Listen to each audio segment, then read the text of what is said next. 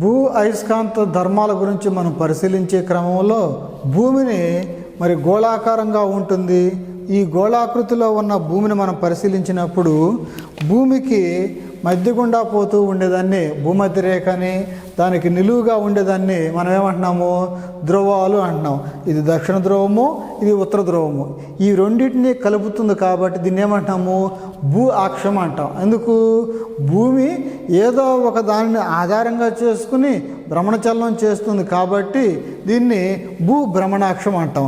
ఈ విధంగా భ్రమణం చేస్తుంది కాబట్టి భ్రమణాక్షము. అయితే భూమి యొక్క వాస్తవంగా ఉన్న ఉత్తర దక్షిణ దిశలని కలుపుతూ గీసిన రేఖనేమో భూభ్రమణాక్షం అనుకుంటే, భూమికి నిజముగా ఉండేటువంటి అంటే భూమి పైన ఏదైనా ప్రదేశం వద్ద ఒక కంపాస్ ఉంచినట్లయితే ఆ కంపాస్ సూచించేటువంటి ఉత్తర దక్షిణ రేఖల్ని ఏమంటున్నాము, యామ్యోత్తర రేఖ. యామ్యోత్తర రేఖ అనగా భూమి యొక్క నిజ యామ్యోత్తర రేఖకు కంపాస్ సూచించే యామ్యోత్తర రేఖకు మధ్య కొంత కోణం ఉంటుంది. అవి రెండు ఒకదానితో ఒకటి పరస్పరం ఏకీభవించవన్నమాట. అవి రెండు అలా పరస్పరం ఏకీభవించకుండా కొంత మధ్యలో కోణాన్ని ఏర్పరుస్తూ ఉంటుంది. ఈ విధంగా కోణాన్ని ఏర్పరచడంలో ఉన్నదేంటో చూద్దాం. ఈ భూమి యొక్క ఉత్తర ధ్రువం వద్ద ఉదాహరణకి కంపాస్ నుంచాము, దక్షిణ ధ్రువం వద్ద కంపాస్ నుంచినట్లయితే కంపాస్ యొక్క సహజ లక్షణం ఏమని చెప్పుకున్నాము, ఒక కంపాస్ని స్వేచ్ఛగా వేలాడదీసిన వద్ద కానీ దక్షిణ ధ్రువం వద్ద కానీ నిట్ట నిలువుగా క్రిందకే సూచిస్తూ ఉంటుంది. కంపాస్ అనేది ఇలా ఉండకుండా ఇలా క్రిందకే ఉంటుంది. కారణం ఏంటి, ఆ ధ్రువాల వద్ద క్షితిజ సమాంతరాంశము, భూమి అయస్కాంతము యొక్క క్షితిజ సమాంతరాంశము శూన్యంగా ఉంటుంది. ఫలితంగా ధ్రువాల వద్ద కంపాస్ ఉంచినట్లయితే అది ఏ దిశను సూచించకుండా నిట్ట నిలువుగా కిందకే ఉంటుంది. భూమధ్య రేఖ వద్ద మనం కనుక కంపాస్ ఉంచినట్లయితే ఆ కంపాస్ ఏం చేస్తూ ఉంటుంది, మరి అక్కడ కూడా ఉత్తర దక్షిణ దిశలనే సూచించవలసినది. అలా సూచించకుండా ఏదో ఒక దిశలో, అంటే ఉదాహరణకు ఈ దిశలోనో ఏదో ఒక దిశలో విరామ స్థితిలో ఉంటుంది. మనం కనుక పరిశీలించినట్లయితే కంపాసు త్వరగా విరామ స్థితికి రాదు. ఏం చేస్తుంది, కోణీయ సరళహరాత్మక చలనం చేస్తూ నిదానముగా విరామ స్థితికి వస్తుంది. కానీ భూమధ్య రేఖ వద్ద అట్లా ఉంచితే అలానే ఉండిపోతుంది అన్నమాట. అది విషయం.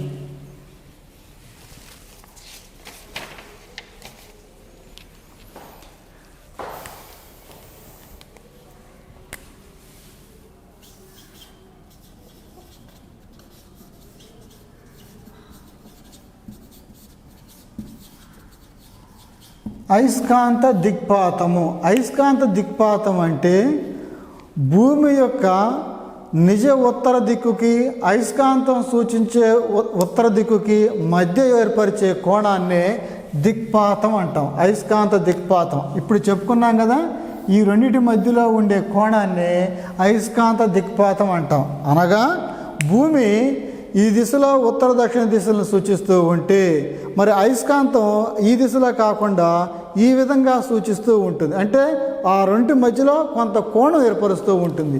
ఈ కోణం విలువ ఎంత అని పరిశీలిస్తే 11.5 డిగ్రీలు ఉంటుంది. అంటే ఆ రెండు రేఖలు ఒకదానితో ఒకటి ఏకీవించకుండా మనం కోణమానితో పరిశీలించినట్లయితే సుమారుగా 11.5 డిగ్రీలు ఉంటుందన్నమాట.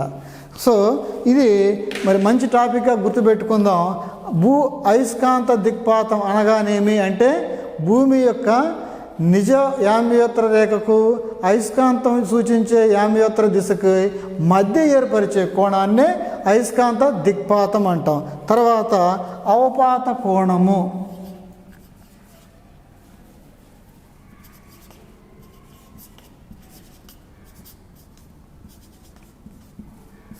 అవపాత కోణము అంటే ఎలా నేర్చుకుంటున్నాం,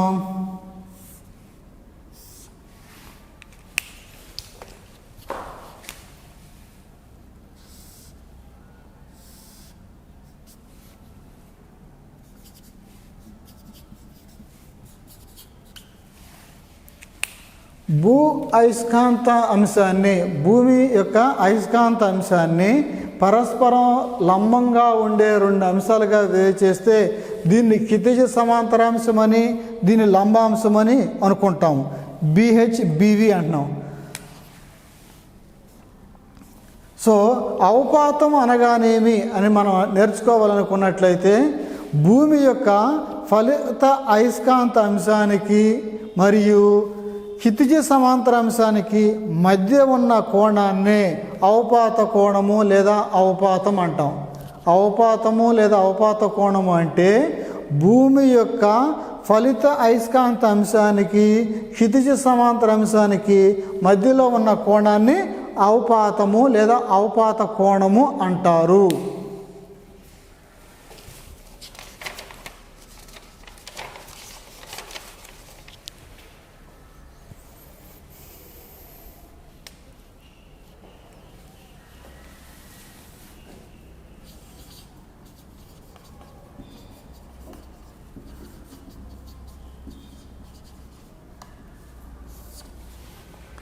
నెక్స్ట్, అయస్కాంతీకరణము అంటే ఏంటి? ఏదైనా ఒక పదార్థాన్ని మనము అయస్కాంతంగా మార్చడానికి ఏం చేస్తూ ఉంటాము? ఒక అయస్కాంత క్షేత్రంలో ఉంచాము అనుకుందాం కాసేపు. ఏదైనా ఒక దండాయస్కాంతాన్ని, ఏదైనా ఒక పదార్థాన్ని అయస్కాంతంగా మార్చాలి అంటే మనం ఏం చేస్తాము? ఒక దండాయస్కాంతం వద్దకి అనయస్కాంతీకరణ పదార్థాన్ని, అయస్కాంత ధర్మం లేని పదార్థాన్ని తీసుకొచ్చి దానిని స్పర్శించే విధంగా ఉంచినట్లయితే అయస్కాంతంగా మారుతూ ఉంటుంది. దీన్ని అయస్కాంతీకరణం అంటాం. నెక్స్ట్, అయస్కాంతీకరణ తీవ్రత అంటే ఏంటి? క్లోజ్ చేయాలా? ఒక 40 minutes అయిపోతుందమ్మా.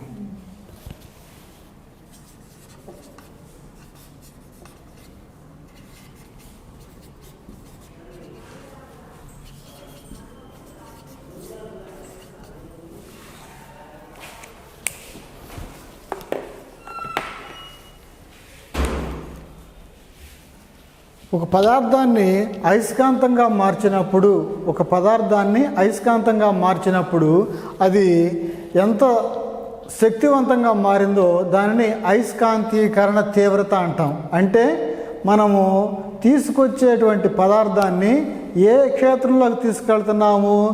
బాగా బలమైనటువంటి అయస్కాంత క్షేత్రంలోకి తీసుకెళ్తే దానికి అయస్కాంతీకరణ తీవ్రత కూడా బలంగా ఉంటుంది. ఇంత క్రితం చెప్పుకున్నాం కదా, బలహీనమైన అయస్కాంత క్షేత్రంలో ఉంచితే దాని ఏర్పడే అయస్కాంతీకరణ తీవ్రత కూడా బలహీనంగానే ఉంటుంది. తర్వాత అయస్కాంత ససెప్టిబిలిటీ.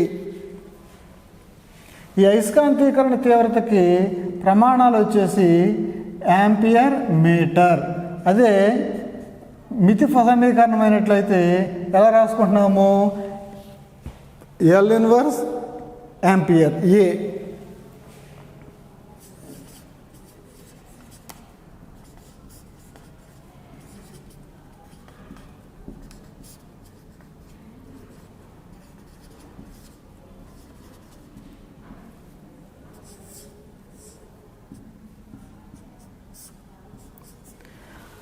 అయస్కాంత ససెప్టిబిలిటీ అంటే ఒక పదార్థాన్ని అయస్కాంతంగా మార్చినప్పుడు అది ఎంత అయస్కాంత స్వభావాన్ని కలిగి ఉంది, ఆ అయస్కాంత స్వభావం కలిగి ఉండటానికి మనం ఎంత అయస్కాంత క్షేత్రాన్ని ప్రయోగించామో ఆ రెండిటి మధ్య ఉన్న నిష్పత్తిని అయస్కాంత ససెప్టిబిలిటీ అంటాం.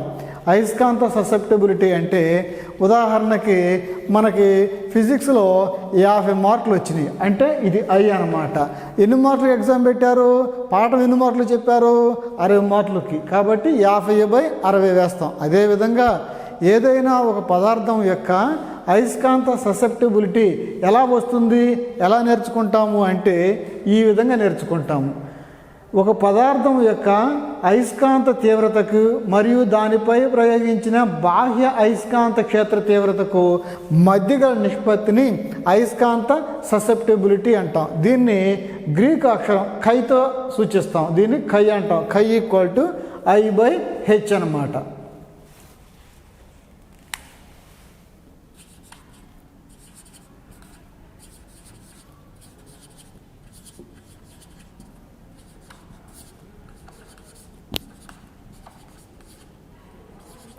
తర్వాత ప్రవేశశీలత, అయస్కాంత ప్రవేశశీలత లేదా పర్మియబిలిటీ అంటాం. ఏంటి పర్మియబిలిటీ అంటే ఒక అయస్కాంతం దగ్గరికి ఒక అయస్కాంత స్వభావం లేని పదార్థాన్ని తీసుకొచ్చాము.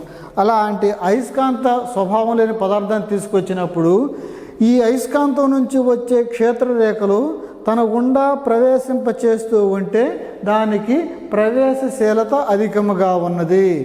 ఈ పదార్థము అయస్కాంత క్షేత్రరేఖల్ని తన గుండా ప్రవేశింపనివ్వటం లేదు, దానికి ప్రవేశశీలత తక్కువగా ఉన్నది. అంటే పర్మియబిలిటీ లేదా ప్రవేశశీలత అంటే అయస్కాంత క్షేత్రరేఖలు చొచ్చుకుపోయే సామర్థ్యం ఎక్కువగా ఉంటే ప్రవేశశీలత కలిగి ఉన్నది. అయస్కాంత క్షేత్రరేఖలు తన గుండా ప్రవహింప చేయకపోతే దానికి పర్మియబిలిటీ ప్రవేశశీలత కొద్దిగా ఉంది, స్వల్పంగా ఉంది అంటాం. నెక్స్ట్ సాపేక్ష ప్రవేశశీలత, దీన్ని మ్యూ అనే అక్షరంతో సూచిస్తాం. సాపేక్ష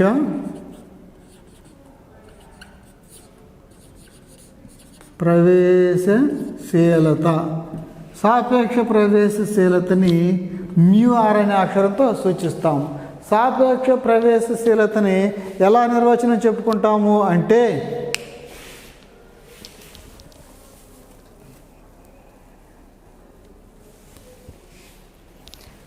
ఒక యానకము యొక్క ప్రవేశశీలతకు మరియు శూన్య యానకము యొక్క ప్రవేశశీలతకు మధ్య గల నిష్పత్తిని సాపేక్ష ప్రవేశశీలత అంటాం. అంటే సాపేక్ష ప్రవేశశీలత mu r equal to mu by mu naught, యానకం యొక్క ప్రవేశశీలతకు లేదా శూన్య యానకం యొక్క ప్రవేశశీలతకు. దీనికి కాస్త వివరణ మనం పరిశీలించినట్లయితే ఎలా పరిశీలిస్తూ ఉంటాము, ఏదైనా ఒక పదార్థపు అయస్కాంత స్వభావం అనేటువంటిది అది తన గుండా ఎక్కువగా ప్రవహింపచేస్తూ ఉంటే దానికి ఎక్కువ ప్రవేశశీలత ఉంది అని, ఒకవేళ తన గుండా ప్రవేశింపనివ్వకపోతే అయస్కాంత క్షేత్రరేఖల్ని తన గుండా ప్రవేశింపనివ్వకపోతే దానికి ప్రవేశశీలత తక్కువగా ఉంది అంటాం. ఓకే, కానీ శూన్యంతో పోలిస్తే ఈ పదార్థాలన్నిటికీ అయస్కాంత ప్రవేశశీలత అధికంగానే ఉంటుంది. అంటే ఇదేమో యానకానికి, ఇదేమో శూన్య యానకానికి అన్నమాట. వీటిని ఆధారంగా చేసుకుని అయస్కాంత పదార్థాలని ప్రధానంగా 3 రకాలుగా వేరు చేయడం జరిగింది. ఆ 3 రకాలైన అయస్కాంత పదార్థాలు ఏమిటి? డయాయస్కాంత పదార్థము, పారాయస్కాంత పదార్థము, ఫెర్రో అయస్కాంత పదార్థం, ఇలా 3 రకాలుగా వేరు చేయడం జరిగిందనమాట. డయాయస్కాంత పదార్థం అంటే ఏమిటి, దాని యొక్క ధర్మాలు, పారాయస్కాంత పదార్థం అంటే ఏంటి, దాని యొక్క ధర్మాలు, ఫెర్రో అయస్కాంత పదార్థం ఏంటి, దాని యొక్క ధర్మాల గురించి నేర్చుకుందాం.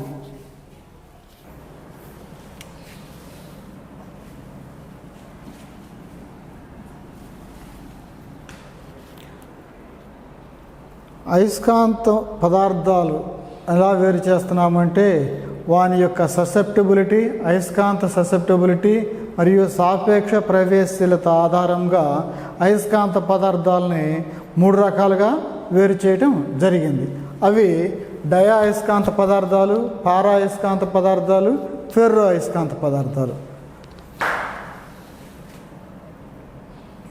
డయా అయస్కాంత పదార్థాలని అయస్కాంత క్షేత్రంలో ఉంచినప్పుడు అవి అయస్కాంతం చేత బలహీనముగా వికర్షించబడుతూ ఉంటాయి. అనగా ఈ డయా అయస్కాంత పదార్థాలని అయస్కాంత క్షేత్రంలో ఉంచితే అయస్కాంత క్షేత్రానికి వ్యతిరేకముగా స్వల్పముగా చలిస్తూ ఉంటాయి. వ్యతిరేక దిశలో అయస్కాంత క్షేత్రం ఈ దిశలో ఉంటే అవి ఈ దిశలోకి చలిస్తూ ఉంటాయి. అందుకని డయాయస్కాంత పదార్థాలు అయస్కాంత క్షేత్రంలో క్షేత్ర దిశకు వ్యతిరేకంగా స్వల్పంగా చలిస్తూ ఉంటాయి. పారాయస్కాంత పదార్థాలని అయస్కాంత క్షేత్రంలో ఉంచినప్పుడు అయస్కాంత క్షేత్ర దిశలో స్వల్పముగా చలిస్తూ ఉంటాయి.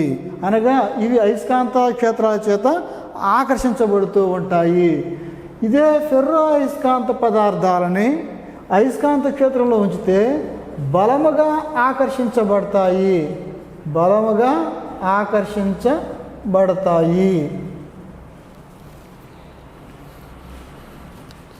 డయాయస్కాంత పదార్థాల యొక్క అయస్కాంత ససెప్టబిలిటీ కై అనేది స్వల్పంగా ఉంటుంది మరియు రుణాత్మకం, స్వల్పము మరియు రుణాత్మకంగా ఉంటుందన్నమాట.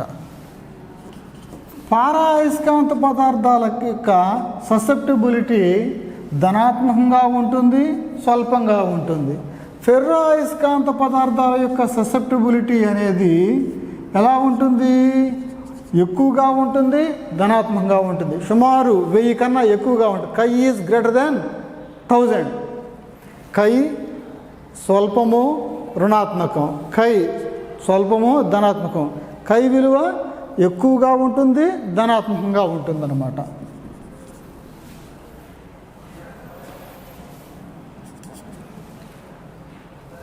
ప్రవేశశీలత, సాపేక్ష ప్రవేశశీలత డయాయస్కాంత పదార్థాలకి తక్కువగా ఉంటుంది, రుణాత్మకంగా ఉంటుంది. అదే పారాయస్కాంత పదార్థాలకి ఎట్లా ఉంటుంది అంటే ఎక్కువగా ఉంటుంది, ఒకటి కన్నా ఎక్కువగా ఉంటుంది. అదే ఫెర్రో అయస్కాంత పదార్థాలను పరిశీలించినట్లయితే ఫెర్రో అయస్కాంత పదార్థాలకి ఈ సాపేక్ష ప్రవేశశీలత విలువ చాలా అత్యధికంగా ఉంటుంది. అతి వాహకాలు అని మనం విన్నాం. వాహకం అంటే ఏ పదార్థం అయితే తన గుండా విద్యుత్తుని ప్రవహింపచేస్తుందో ఆ పదార్థాన్ని వాహకము అంటే. అతి వాహకము అంటే ఏంటి? అతి వాహకానికి అతి వచ్చి కలిసిందనమాట. ఎట్లాగా? ఏ పదార్థాల్లో అయితే నిరోధము 0గా ఉంటుందో ఆ పదార్థాలని అతివాహకాలు అంటాం. ఆ అతివాహకాలని చూసినట్లయితే అవి పూర్తిగా ఎట్లా ఉంటాయి? డయాయస్కాంత పదార్థాలుగా ఉంటాయి.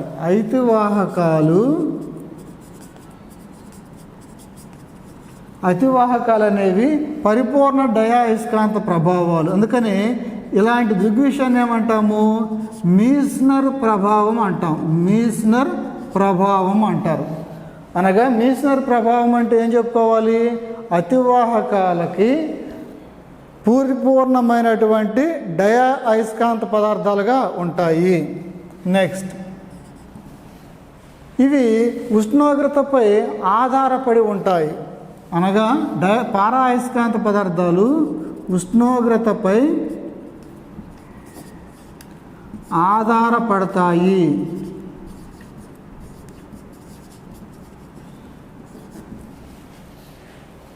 ఫెర్రో అయస్కాంత పదార్థాలను పరిశీలించినట్లయితే ఫెర్రో అయస్కాంత పదార్థాలు యొక్క ససెప్టబిలిటీ పరమ ఉష్ణోగ్రతకి ఎలా ఉంటుంది? విలోమానుపాతంలో ఉంటుంది. K is inversely proportional to T అంటే పరమ ఉష్ణోగ్రతకి విలోమానుపాతంలో ఉంటుంది. మరియు ఫెర్రో అయస్కాంత పదార్థాన్ని వేడి చేసినట్లయితే ఒక ప్రత్యేకమైన ఉష్ణోగ్రత వద్ద ఫెర్రో అయస్కాంత పదార్థాన్ని వేడి చేస్తూ పోయినట్లయితే ఒక ప్రత్యేకమైన ఉష్ణోగ్రత వద్ద పారా అయస్కాంత పదార్థంగా మారుతుంది. గమనించండి, ఫెర్రో అయస్కాంత పదార్థం పారా అయస్కాంత పదార్థంగా మారుతుంది. ఎక్కడ మారుతుందో ఆ ఉష్ణోగ్రతనే క్యూరీ ఉష్ణోగ్రత అంటారు. క్యూరీ ఉష్ణోగ్రత అంటే ఈ విధంగా ఉంటుందన్నమాట. నెక్స్ట్, వీనికి ఉదాహరణ మనం పరిశీలించినట్లయితే రాగి, బంగారం, సిల్వర్, వెండి, నీరు, వజ్రం మొదలగునవి ఉదాహరణలుగా చెప్పుకోవచ్చు. పారాయస్కాంత పదార్థాలకి ఉదాహరణలు మనం పరిశీలించినట్లయితే ఎట్లా పరిశీలిస్తూ ఉంటాము? ప్లాటినం,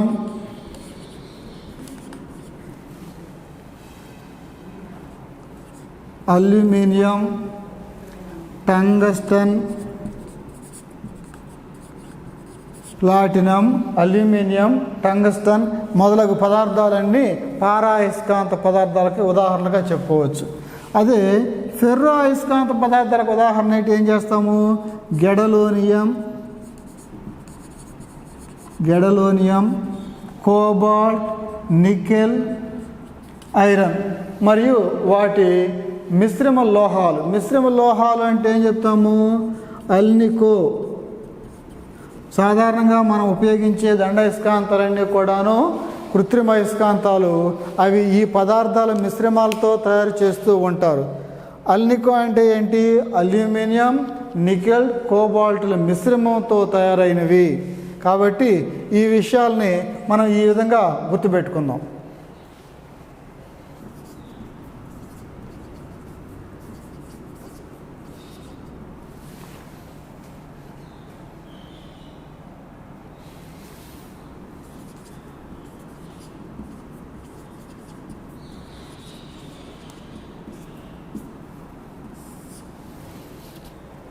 తర్వాత రిటెంటివిటీ అంటే ఏదైనా ఒక పదార్థాన్ని అయస్కాంత పదార్థంగా మార్చాలి అంటే బాహ్య అయస్కాంత క్షేత్రాన్ని ఉపయోగించాలి.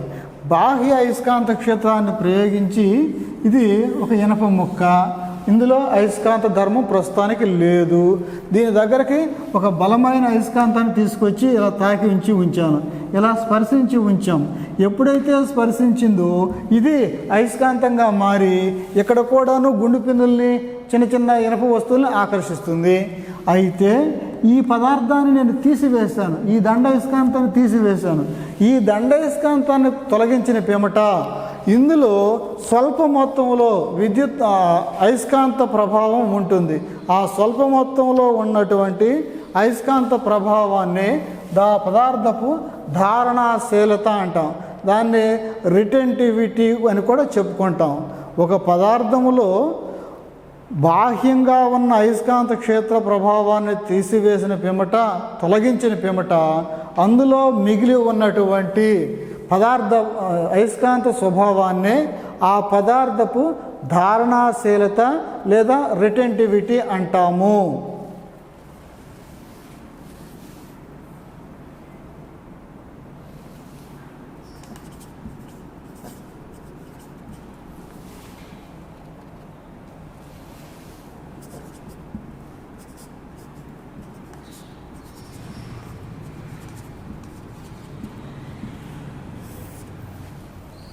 తర్వాత నిగ్రహత, దీన్నే కోయర్సివిటీ అంటాం. కోయర్సివిటీ అంటే ఇప్పుడు ఈ పదార్థంని మనం చూస్తే స్వల్ప మొత్తంలో అయస్కాంత స్వభావం ఉంటుంది అంటున్నాను.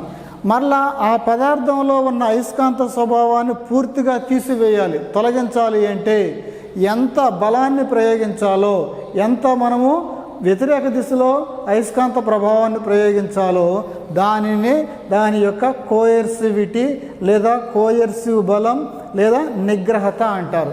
అంటే ఇది అయస్కాంతము, ఇది మామూలు పదార్థము, దీన్ని తీసుకొచ్చి ఇలా స్పర్శించి ఉంచితే ఏం జరిగింది? అయస్కాంత స్వభావం ఏర్పడింది. దీన్ని తీసివేసాం. ఇందులో ఉన్న ఈ అయస్కాంత స్వభావాన్నేమో దాని యొక్క ధారణాశీలత అంటే ఈసారి దీన్ని ఏం చేయాలి? ఇందులో ఉన్న ఆ స్వల్ప మొత్తంలో ఉన్న అయస్కాంత స్వభావాన్ని తీసివేయాలి అంటే మరలో దాన్ని ఏం చేస్తాము? వేరొక బలమైన అయస్కాంతాన్ని తీసుకువచ్చి లేదా వ్యతిరేక దిశలో అయస్కాంత ధ్రువాన్ని ఉంచినట్లయితే అప్పటి వరకే ఉన్న అయస్కాంత స్వభావం కాస్త పూర్తిగా తొలగిపోతుంది. అలా తొలగిపోవడానికి ప్రయోగించవలసిన బలాన్నే కోయర్సివ్ బలము, కోయర్సివిటీ లేదా నిగ్రహత అంటాము. ఇది నిగ్రహత. ఇలా దానికి అయస్కాంత స్వభావం కలగజేయటం ఎందుకు, తీసివేయడం ఎందుకు అంటే దానికి చాలా ప్రాముఖ్యత ఉంది. ఇప్పుడు చెప్పుకుందాం, గమనిద్దాం.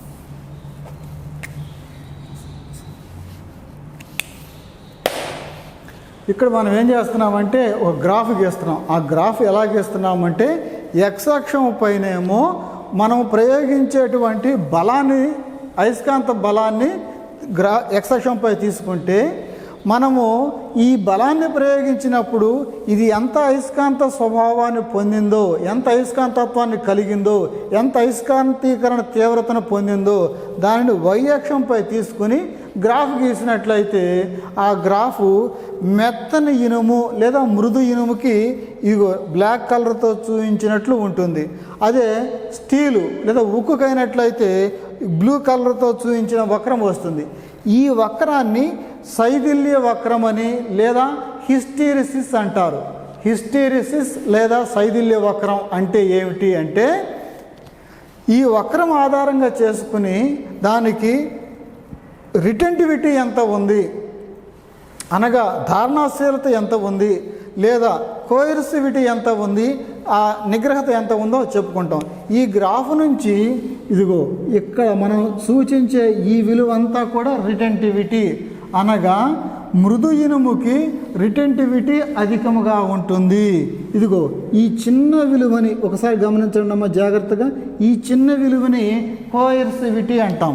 ఇది కోయర్సివిటీ అనగా మృదు ఇనుముకి కోయర్సిటీ విలువ తక్కువగా ఉంటుంది, రిటెంటివిటీ విలువ పెద్దగా ఉంటుంది. అదే స్టీల్కి అయినట్లయితే రిటెంటివిటీ ఈ కొద్దిగా ఉంటుంది. చూడండి, మన వేళ్ల మధ్యలో ఉన్న ఈ చిన్న విలువే ఉంటుంది. అదే కోయర్సిటీ అయితే ఎక్కువగా ఉంటుంది. ఈ గ్రాఫ్ నుంచి మనం ఏం తయారు చేసుకుంటామో చూద్దాం.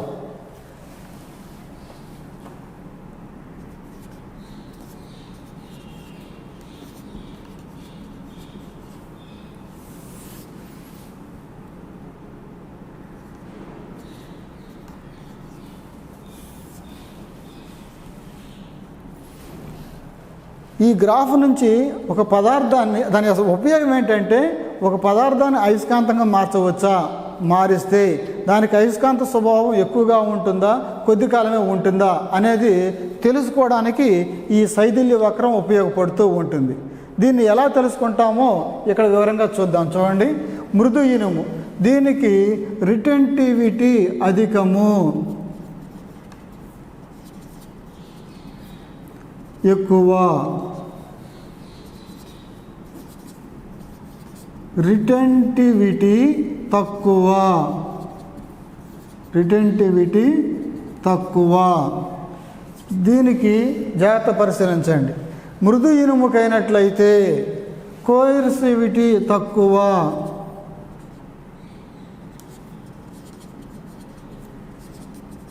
కోయర్సివిటీ తక్కువ. స్టీల్కి అయినట్లయితే కోయర్సివిటీ ఎక్కువ,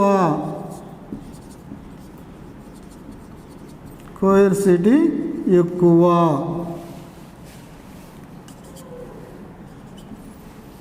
జాగ్రత్తగా పరిశీలిద్దాము. రిటెంటివిటీ ఎక్కువ, రిటెంటివిటీ తక్కువ, కోయర్సిటీ తక్కువ, కోయర్సిటీ ఎక్కువ. మృదు ఇనుముకైనట్లయితే శక్తి నష్టము తక్కువగా ఉంటుంది, శక్తి నష్టము తక్కువ, శక్తి నష్టము ఎక్కువ. స్టీల్కి అయినట్లయితే శక్తి నష్టము ఎక్కువగా జరుగుతుంది, శక్తి నష్టము ఎక్కువగా జరుగుతుంది. ఇటువంటి పదార్థాలని అయస్కాంతంగా చేయాలన్నా లేదా అయస్కాంతంగా తీసివేయాలన్నా కూడాను చాలా సులభం.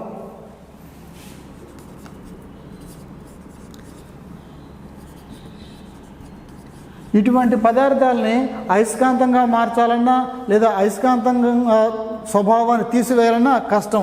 ఎటువంటి పదార్థాలకి? రిటెంటివిటీ ఎక్కువ ఉన్న వాటికి, కోయర్సిటీ తక్కువ ఉన్న పదార్థాలని అయస్కాంతంగా మార్చడం సులభం, అయస్కాంతాన్ని తీసివేయడం కూడా సులభం. రిటెంటివిటీ తక్కువగా ఉండి కోయర్సిటీ ఎక్కువగా ఉన్న పదార్థాలకి అయస్కాంతంగా మార్చాలన్నా కష్టమే, ఆ అయస్కాంతాన్ని తీసివేయాలన్నా కూడాను కష్టంగా ఉంటుందన్నమాట. తర్వాత మరి వీటి వల్ల ఉపయోగాలు ఏంటంటే ఒక పదార్థాన్ని శాశ్వత అయస్కాంతంగా మార్చవచ్చా లేదా అది తెలుసుకుంటాం. శాశ్వత అయస్కాంతంగా మార్చడం సాధ్యమా కాదా తెలుసుకోవచ్చు. అలానే ఒక పదార్థాన్ని అయస్కాంత స్వభావంగా అనగా విద్యుదయస్కాంత స్వభావంగా మార్చుకోవచ్చా అనేటువంటిది కూడాను మనకి తెలిసిపోతుంది అన్నమాట. సో ఈ టాపిక్లో చివరిగా ఏం చెప్పుకుంటున్నాము, రిటెంటివిటీ కోయర్సిటీ అంటే ఏం చెప్పుకున్నాము. ఆ రిటెంటివిటీ కోయర్సిటీ అనేటువంటి వాటి ఉపయోగాలు ఏంటి అంటే, ఈ గ్రాఫ్ ఆధారంగా హెచ్ అనగా ఐకి ప్రయోగించినటువంటి అయస్కాంత క్షేత్ర తీవ్రతకి పదార్థం పొందిన అయస్కాంత క్షేత్ర తీవ్రతకి మధ్య ఉన్న భేదాలను ఆధారంగా మృదు ఇనుముకి లక్షణాలు ఏ విధంగా ఉంటాయి, స్టీలుకి ఈ విధంగా లక్షణాలు ఉంటాయి. దీని ఆధారంగా ఒక పదార్థాన్ని అయస్కాంతంగా మార్చవచ్చా, శాశ్వత అయస్కాంతంగా మార్చవచ్చా, లేదా రిటెంటివిటీ ఆధారంగా చేసుకుని విద్యుదయస్కాంతంగా మార్చవచ్చా లేదో తెలుసుకోవచ్చు. సోలినాయిడ్ అంటే what is solenoid? A solenoid is a non-conducting material frame wounded with a good conductor is called solenoid. When current passing through the solenoid, it acts as a magnet or bar magnet. For example, this is a solenoid having so many number of turns, wounds, number of turns, or it is wounded with a good conducting material.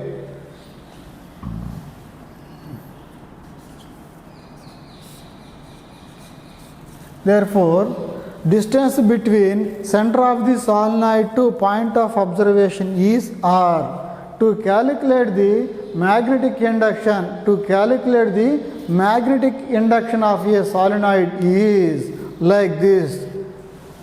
Length of the solenoid is 2L. Radius is A. Let length of the solenoid is 2L and radius of the solenoid is A. Number of turns is N. Number of turns is N. Current passing through it is I. In previous chapter we know when a current passing through a circular loop, what happens? Magnetic induction will be produced, magnetic induction will be developed. Therefore, magnetic induction B equal to mu naught Ni A square by 2 into R square plus X square whole power 3 by 2. This is magnetic induction due to a single coil. Therefore, to calculate the magnetic induction due to total length of the solenoid, to calculate the magnetic induction we have to divide small elements solenoid into small element of width dx. Therefore, number of turns per unit area is n and the length is dx. Therefore, total number of turns is n is dx, n times of dx. Therefore, the distance between center of the solenoid to small element is x. Effective distance is total distance r and small distance x.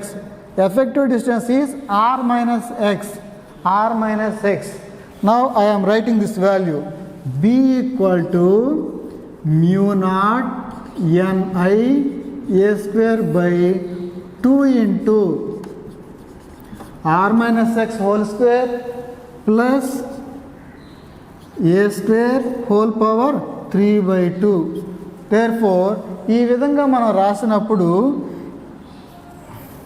then R is very much greater than x and R is very much greater than A. Neglecting the terms x and a in denominator terms x and a can be neglected like. Therefore, magnetic induction due to small element dB, that's why I am writing dB equal to mu naught Ni a square into dx. Why? Because n dx, n into dx, n times of dx by 2 into x and a neglected. What happens? R square whole power 3 by 2. 2 cancels, remaining dB equal to mu naught ni a square dx into 2r cube. 2r cube. To calculate total magnetic induction due to solenoid, total magnetic induction. What is this? This is the magnetic induction of small element. But I have to calculate total length of the solenoid 2L. The total magnetic flux can be integrate the value,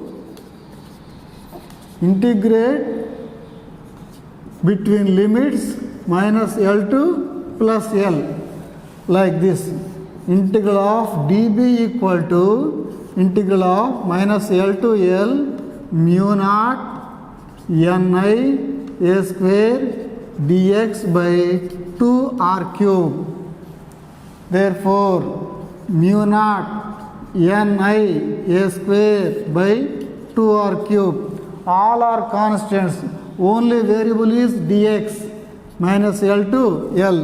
Therefore, B equal to mu naught ni a square by 2r cube into, we already know the formula, integral of dx equal to x. Integral of dx equal to x. Therefore, minus L to L. Now, we have to substitute first upper limit and subtract lower limit. In this value x is replaced by upper limit minus lower limit. I am writing, just observe. B equal to mu naught ni a square by 2r cube into L, upper limit, subtract minus lower limit. Lower limit also minus L. That's why I am writing minus L. Therefore, B equal to mu naught ni a square by 2r cube. Minus into minus plus L plus L, 2L. Therefore, that equal to mu naught 2n Li a square by 2r cube. It can be multiplied with numerator and denominator with 2 pi. Therefore, it can be write like this. B equal to mu naught 2 into 2n L pi a square by 2 into 2, 4 pi r cube. This is the magnetic induction of a solenoid having number of turns n, length is 2L, radius is A. Therefore, magnetic induction due to a solenoid B equal to mu naught into 2 into 2n into I L pi a square by 4 pi r cube. This equation can be compared with like this. B equal to mu naught by 4 pi into 2m by r cube. Therefore, what is this? This is magnetic induction due to a bar magnet on its axial line. Both equations are combined or compared. Magnetic movement M equal to 2 into ni L pi a square. This is the magnetic moment or magnetic moment of a bar magnet. Just both are same. That means when current passing through, solenoid acts as a bar magnet. In the absence of current, there is no magnetism power. That's why we are comparing solenoid as equivalent bar magnet. Both acts as a same.